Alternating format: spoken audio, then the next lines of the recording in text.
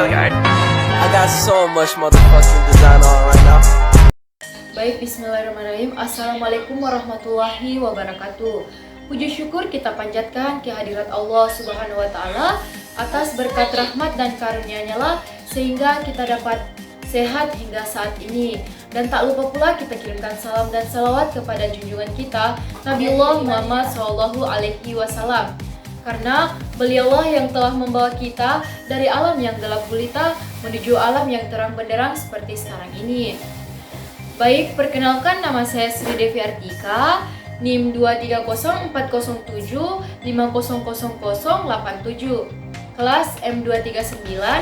Saya merupakan mahasiswa dari Ibu Widya Karmila Sari selaku dosen pengampu mata kuliah belajar dan pembelajaran.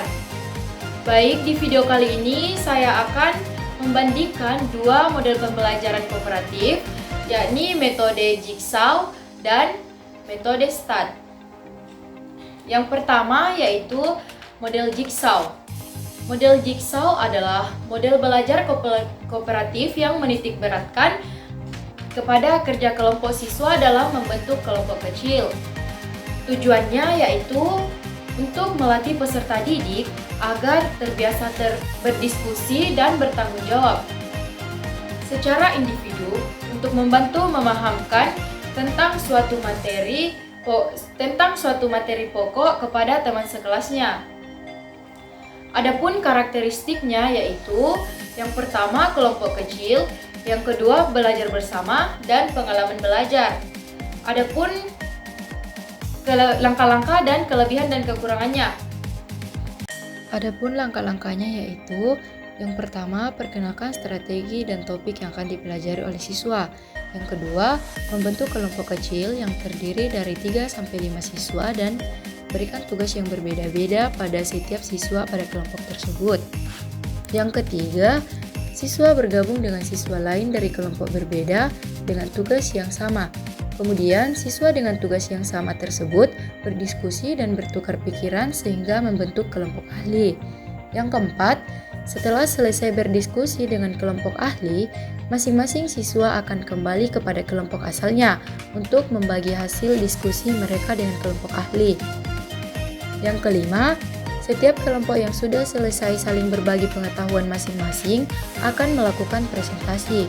Yang terakhir, guru dapat memberikan kuis atau tugas individual tentang tema yang dipelajari untuk mengukur tingkat ketercapaian pembelajaran. Adapun kelebihannya yaitu yang pertama, meringankan tugas guru dalam mengajar karena sudah ada kelompok ahli yang bertugas menjelaskan materi kepada teman-teman dalam kelompoknya. Yang kedua, pemerataan penguasaan materi oleh siswa dapat dicapai dalam waktu yang lebih singkat dan siswa dapat menguasai pelajaran yang disampaikan dengan lebih baik. Yang ketiga, dapat melatih siswa untuk lebih aktif dalam berbicara dan berpendapat. Yang keempat, memberikan kesempatan kepada siswa untuk bekerja sama dengan siswa lain. Yang kelima, setiap siswa memiliki kesempatan menjadi ahli dalam kelompoknya. Yang keenam, siswa saling ketergantungan positif satu sama lain selama proses pembelajaran berlangsung. Adapun kekurangannya yaitu yang pertama, siswa yang lebih aktif dalam kelompok memiliki kecenderungan untuk mendominasi proses diskusi dan mengontrol jalannya diskusi. Yang kedua, siswa yang memiliki kemampuan membaca dan berpikir yang lebih rendah akan mengalami kesulitan untuk menjelaskan materi apabila ditunjuk sebagai tenaga ahli. Yang ketiga, siswa yang memiliki kecerdasan di atas rata-rata temannya akan cenderung merasa bosan ketika menerima penjelasan dari rekannya yang dinilai kurang setara dengannya. Yang keempat, membutuhkan kejelian dari guru dalam membentuk kelompok sehingga benar-benar heterogen. Jika tidak, ada kemungkinan terbentuk kelompok yang anggotanya kurang menonjol semua atau sebaliknya.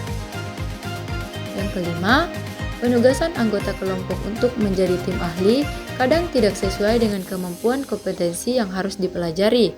Dan yang terakhir, siswa yang pasif atau merasa kurang dibandingkan temannya akan mengalami krisis percaya diri. Yang kedua yaitu model pembelajaran kooperatif metode STAT. Metode STAT atau Student Teams Achievement Divisions berarti divisi prestasi tim siswa. START adalah model pembelajaran kooperatif yang memacu kerjasama siswa melalui belajar dalam kelompok yang anggotanya beragam untuk menguasai keterampilan yang sedang dipelajari. START juga bertujuan untuk menekankan interaksi di antara siswa untuk saling memotivasi dan saling membantu dalam menguasai materi dan mencapai prestasi secara maksimal. START memiliki karakteristik yang pertama yaitu penyajian materi, yang kedua yaitu kelompok kecil, yang ketiga terdapat kuis, yang keempat mencari skor perkembangan individu, dan yang kelima penghargaan kelompok. Adapun langkah-langkah dan kelebihan dan kekurangan yaitu langkah-langkahnya yaitu A.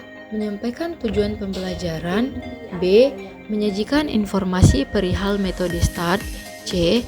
Mengorganisasikan siswa ke dalam kelompok-kelompok belajar, D. Membimbing kelompok dalam bekerja dan belajar, E.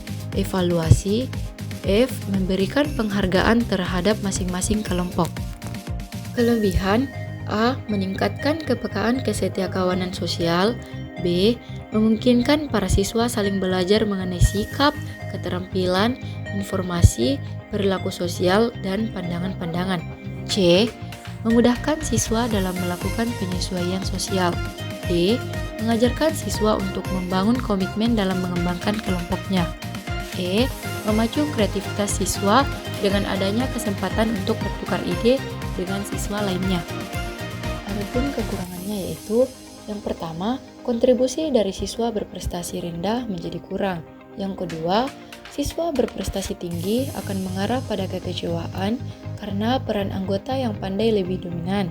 Yang terakhir, membutuhkan waktu yang lebih lama untuk siswa sehingga sulit mencapai target kurikulum.